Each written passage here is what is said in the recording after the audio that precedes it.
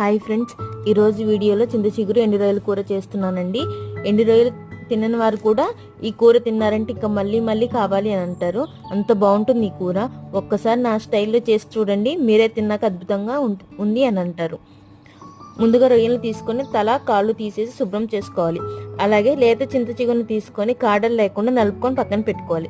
ఇప్పుడు రొయ్యల్ని లో ఫ్లేమ్ మీద ఫ్రై చేసుకొని మరుగుతున్న నీటిలో వేసి 30 సెకండ్లు ఉంచి తీసివేయాలి. ఇలా చేయటం వల్ల రొయ్యల్లో ఉన్న మట్టి మలినాలు వాసన పోతాయి. ఇప్పుడు ఒక గిన్నెలోకి నూనె తీసుకొని అందులోకి కొంచెం జీలకర్ర, సన్నగా తరిగిన ఉల్లిపాయలు, పచ్చిమిర్చి వేసుకొని ఫ్రై చేసుకోవాలి. తర్వాత అందులోకి కొంచెం ఉప్పు, చిటికెడ పసుపు, 2 టేబుల్ స్పూన్ కారం వేసుకొని బాగా ఫ్రై చేసుకోవాలి. 2 నిమిషాల తర్వాత చింత చిగురు వేసుకొని ఫ్రై చేసుకోవాలి. తర్వాత ఎండు రొయ్యలు వేసుకొని 5 నిమిషాలు ఫ్రై చేసుకోవాలి. ఇంతేనండి, టేస్ట్ మాత్రం అద్భుతంగా ఉంటుంది.